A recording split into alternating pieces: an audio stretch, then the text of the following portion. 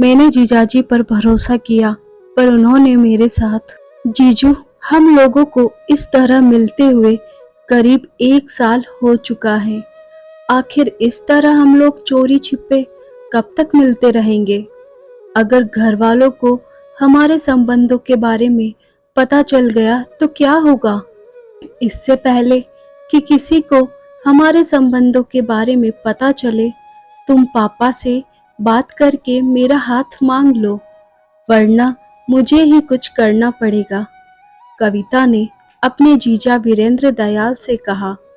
कविता, तुम चिंता मत करो, मौका आने दो, मैं पापा से बात कर लूंगा। लेकिन मुझे नहीं लगता कि तुम्हारी बड़ी बहन के रहते वह तुम्हारा हाथ मेरे हाथ में दे देंगे। मैं खुद इसी उलझन में हूँ कि इस मामले को कैसे सुलझाऊं।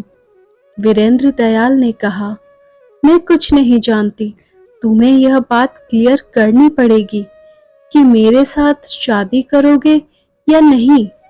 यह सब तुम्हें पहले सोचना चाहिए था। पहले तो बड़े लंबे चौड़े वादे करते थे, कहते थे कि तुम्हारे लिए मैं कुछ भी कर सकता हूँ। वो वादे कहाँ गए? इसका मतलब तो यह हुआ कि तुम मेरी इज्जत से खिलवाड़ करने के लिए मुझे बहकाते रहे। नहीं कविता, ऐसी बात नहीं है। तुम मुझे गलत मत समझो। मैं आज भी तुमसे उतना ही प्यार करता हूँ, मगर इस समय मैं दुविधा में फंसा हूँ। तुम मेरे मन की स्थिति को समझने की कोशिश करो। देखो जीजू, टालते टालते कई महीने हो चुके हैं। मैं अब और ज्यादा इंतजार नहीं कर सकती। मैं तुम्हें 15 दिन का समय देती हूँ। इन 15 दिनों में अगर तुमने पापा से मेरा हाथ नहीं मांगा तो मैं खुद अपना घर हमेशा के लिए छोड़कर तुम्हारे घर आ जाऊंगी। कविता ने धमकी दी। नहीं कविता, ऐसा मत करना, मैं कोई ना कोई रास्ता निकाल लूंगा। वीरेंद्र दयाल ने उसे समझाने की कोशिश की, लेकिन वह कुछ भी सुनने को तैयार नहीं थी। वीरेंद्र जानता था कि कविता बहुत जिद्दी स्वभाव की है। वह एक बार मन में जो ठान लेती थी उसे पूरा करके ही मानती थी। इसी वजह से वीरेंद्र उससे परेशान रहता था। कविता ने अपने जीजा को 15 दिन के अंदर घर वालों से शादी की बात करने का अल्टीमेटम दिया था। इससे पहले कि वीरेंद्र दयाल अपने सास ससुर से बात करता, कविता रहस्यमय तरीके से गायब हो गई। दरअसल एक शाम 4 बजे के करीब कविता बाजार जाने को कहकर घर से निकली थी।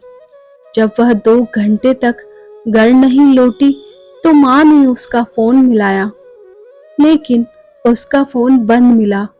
उन्होंने ऐसा कई बार किया, फोन हर बार बंद मिला। बेटी का मामला था, इससे वह घबरा गई। वीरेंद्र सिंह उस समय तक अपनी ड्यूटी से नहीं लौटे थे। माँ ने बेटी के अभी तक घर न लौटने वाली बात पति को फोन से बता दी। शाम का अंधेरा घिर आया था। जवान बेटी के घर न लौटने पर वीरेंद्र सिंह को भी चिंता हो रही थी। घर पहुंचने के बाद उन्होंने अपने स्तर से उसे ढूंढना शुरू कर दिया, लेकिन उसके बारे में कोई खबर नहीं मिली। अंत में वह पुलिस चौकी पहुंचे और चौकी प्रभारी को बेटी के गायब होने की जानकारी दी। चौकी प्रभारी ने कविता की गुमशुदगी दर्ज करने के बाद यह सूचना अपने अधिकारियों को दे दी और कविता के हुलिये के साथ गुमशुदगी की खबर पुलिस कंट्रोल रूम द्वारा जिले के सभी थानों को प्रसारित करा दी। इसके साथ ही इस मामले की जांच एएसआई को सौंप दी। कविता 20-22 साल की थी। वह इतनी नादान नहीं थी कि उसके कहीं खो जाने की संभावना हो। ऐसे में 2 ही बातें हो सकती थी। एक यह कि उसका किसी ने फिरौती के लिए अपहरण किया हो, दूसरी यह कि वह अपने किसी बॉयफ्रेंड के साथ कहीं चली गई हो। पूरी रात गुजर गई, लेकिन कविता घर नहीं लौटी। उसके घर वाले उसके इंतजार में ऐसे ही बैठे रहे।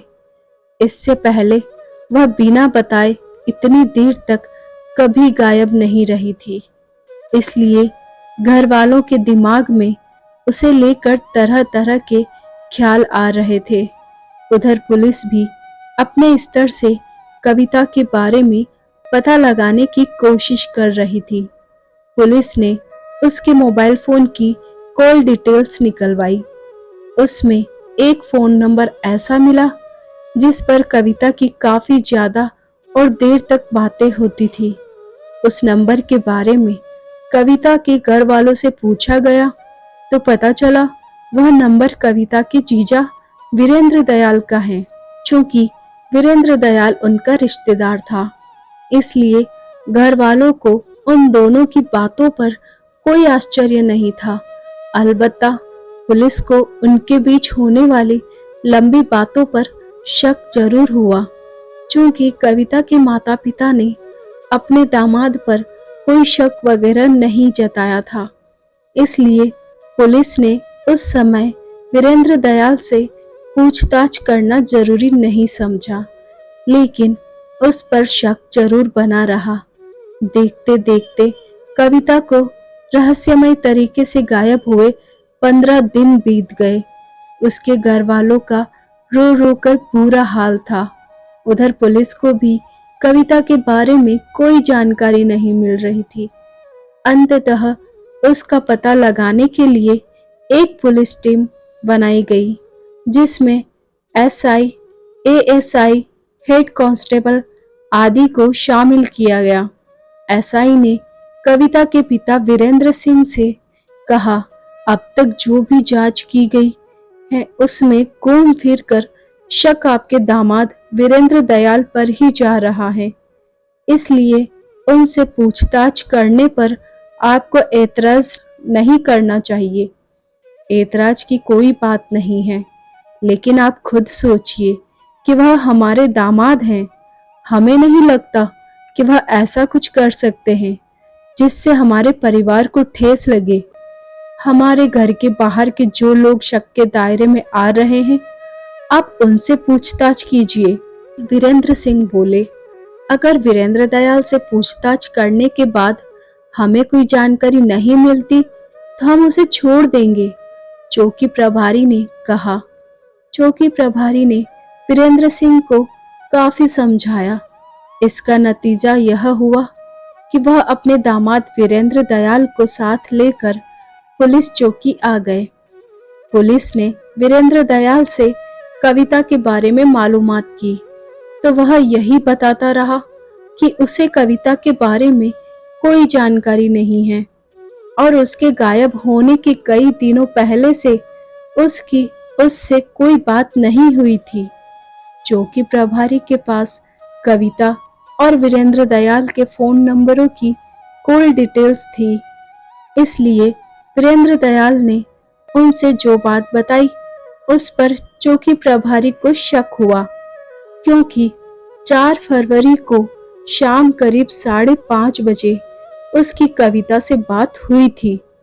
उस कॉल की डिटेल जब वीरेंद्र दयाल को दिखाई गई तो उसके चेहरे का रंग उड़ गया।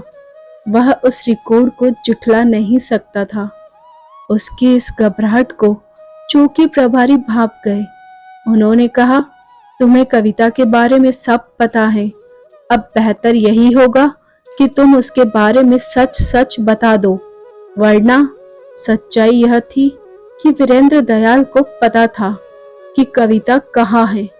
इसलिए उसने सोचा कि अगर उसने पुलिस को नहीं बताया तो वह पिटाई करके सच उगलवा लेगी। इसलिए इससे पहले कि पुलिस उसके साथ सख्ती करे, उसने सच्चाई उगलते हुए कहा, सर, मैंने कविता को मार दिया है। उसकी बात सुनकर चौकी प्रभारी चौंके। यह तुम क्या कह रहे हो? सर, मैं सच कह रहा हूँ। उसने मेरे सामने ऐसे हालात खड़े कर दिए थे कि उसकी हत्या करने के अलावा मेरे सामने कोई दूसरा चारा नहीं था। वीरेंद्र दयाल ने कहा, उसकी लाश कहाँ है?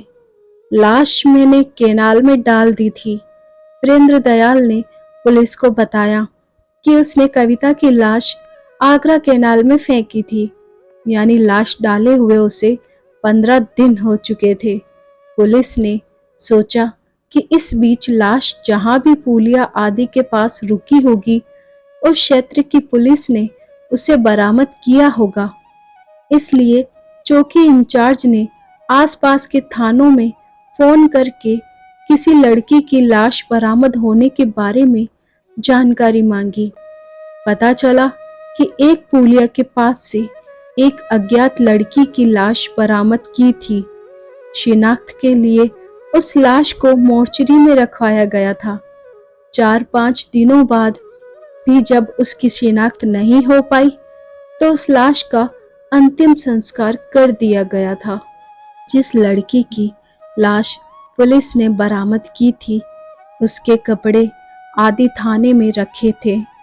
चौकी प्रभारी एएसआई हेड कांस्टेबल कविता के पिता वीरेंद्र सिंह को लेकर थाना पहुंचे। वहां एसआई ने उन्हें उस अज्ञात लड़की की लाश के फोटो, कपड़े आदि दिखाए। कपड़े देखते ही वीरेंद्र सिंह रो पड़े, क्योंकि वह कपड़े उनकी बेटी कविता के थे। जिस दामाद को वीरेंद्र सिंह अपने बेटे की तरह मानते थे, उसके द्वारा बेटी की हत्या करने पर उन्हें बहुत दुख हुआ।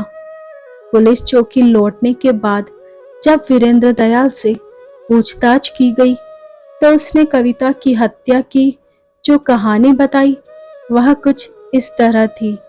दिल्ली से सटे राज्य का एक जिला है। उसी जिले के सुभाष नगर में वीरेंद्र सिंह अपने परिवार के साथ रहते थे। वह नोएडा स्थित यामाहा कंपनी में नौकरी करते थे। उनके परिवार में पत्नी के अलावा 2 बेटियां थीं। बड़ी बेटी रेनू की शादी 4 साल पहले धर्मपाल के बेटे वीरेंद्र दयाल से कर चुके थे। वीरेंद्र दयाल एक शिपिंग कंपनी में नौकरी करता था। वह एक बेटी का बाप भी बन चुका था। वीरेंद्र सिंह की छोटी बेटी कविता अच्छी नौकरी के लिए पढ़ाई में जुटी थी। वह बीसीए कर रही थी। बीसीए के बाद उसकी इच्छा एमसीए करने की थी, लेकिन इससे पहले ही उसके साथ घटी एक घटना ने उसके अरमानों पर पानी फेर दिया। पढ़ाई के समय ही हर छात्र या छात्रा अपने मन में सोच लेता है कि उसे पढ़ लिख कर क्या बनना है। बाद में वह अपने सपनों को हकीकत में बदलने की कोशिश करता है। कविता ने भी कंप्यूटर के क्षेत्र में अपना भविष्य बनाने के सपने देखे थे। उसी के अनुसार वह अपनी पढ़ाई भी कर रही थी। उसी दौरान उसके जीजा वीरेंद्र दयाल ने उसे अपने प्रेम जाल में फांस लिया। कविता के अंदर अभी दुनियादारी की इतनी समझ नहीं थी। वह तो उसकी बातों में फंसकर सच में उससे मोहब्बत करने लगी थी। उसे क्या पता था कि जीजा उसकी इज्जत से खिलवाड़ करने के लिए उसे अपनी मीठी मीठी बातों में फंसा रहा है। इसका नतीजा यह हुआ कि दोनों के बीच अवैध संबंध बन गए। करीब 1-1.5 साल पहले तक दोनों के बीच संबंध जारी रहे। दोनों फोन पर अक्सर देर तक बातें करते रहते थे। वीरेंद्र दयाल ने उसे झांसा दे रखा था कि वह रेनू के रहते हुए भी उससे शादी कर लेगा। कविता इसी उम्मीद में थी कि जीजा उसके साथ शादी जरूर करेंगे। कविता जब भी वीरेंद्र दयाल से शादी के लिए कहती, वह कोई न कोई बहाना बनाकर टालता रहता। कुछ दिनों तक तो वह उस पर विश्वास करती रही, लेकिन जब उसके सब्र का बांध टूटने लगा तो उसने जीजा पर शादी का दबाव बढ़ा दिया। वह जल्द से जल्द शादी करने की जिद करने लगी। वीरेंद्र दयाल फंस चुका था। उसकी हालत ऐसी हो गई थी कि वह कविता से न तो शादी कर सकता था और न ही उससे पीछा छुड़ा सकता था। उसे यह उम्मीद नहीं थी कि कविता उसके गले की हड्डी बन जाएगी। उसने यही सोचकर उससे संबंध बनाए थे कि मौज मस्ती करने के बाद वह उससे किनारा कर लेगा। लेकिन यहाँ दाव उल्टा पड़ गया था। चूंकि वीरेंद्र दयाल पहले से ही शादीशुदा था और एक बेटी का बाप था, पत्नी को वह छोड़ नहीं सकता था और पत्नी के रहते वह उसकी छोटी बहन कविता को रख नहीं सकता था। जबकि हालात एक म्यान में दो तलवार रखने के बन गए थे। अब उसके सामने एक ही रास्ता था कि वह दोनों में से एक को हमेशा के लिए रास्ते से हटा दे। यही उपाय उसे ठीक लगा। अंततः सोच विचार कर उसने पत्नी के बजाय साली कविता का ही काम तमाम करने का फैसला कर लिया। उसका सोचना था कि कविता को ठिकाने लगाकर उसकी गृहस्थी पहले की तरह चलती रहेगी। पूरी योजना बनाने के बाद वीरेंद्र दयाल ने कविता को फोन करके बस स्टैंड के पास मिलने को कहा। अगले दिन वीरेंद्र दयाल मोटरसाइकिल से निर्धारित जगह पर पहुंच गया। तय समय पर कविता भी वहां पहुंच गई। दोनों मोटरसाइकिल से इधर उधर घूमते रहे। वीरेंद्र दयाल को अपना मंसूबा पूरा करने के लिए अंधेरा होने का इंतजार था। शाम 7 बजे के करीब वह उसे लेकर सेक्टर 18 पहुंच गया और वहां केनाल के किनारे बैठकर बातें करने लगा। कविता जीजा के मंसूबे से अनजान थी। उसी दौरान मौका पाकर वीरेंद्र दयाल ने कविता की चुनरी से गला घोंट दिया। कुछ ही पलों में उसकी मौत हो गई। इसके बाद आनन फानन में उसने उसकी लाश केनाल में फेंक दी। उसे उम्मीद थी कि नहर से लाश बहकर कहीं दूर निकल जाएगी और उस पर किसी को शक भी नहीं होगा। लाश को ठिकाने लगाकर वह अपने घर लौट गया। कविता के घर वाले जब उसे ढूंढ रहे थे तो वीरेंद्र दयाल भी उनके साथ रहकर उसे ढूंढने का नाटक करता रहा। वीरेंद्र दयाल से पूछताछ करने के बाद पुलिस ने उसकी मोटरसाइकिल भी बरामद कर ली। चौकी इंचार्ज ने उससे विस्तार से पूछताछ के बाद न्यायालय में पेश करके उसे जेल भेज दिया।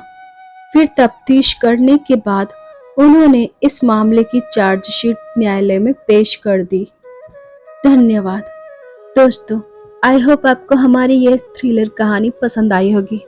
ऐसी ही और स्टोरीज देखने के लिए हमारे चैनल को लाइक, शेयर और सब्सक्राइब कीजिए और बेल आइकन को प्रेस कीजिए।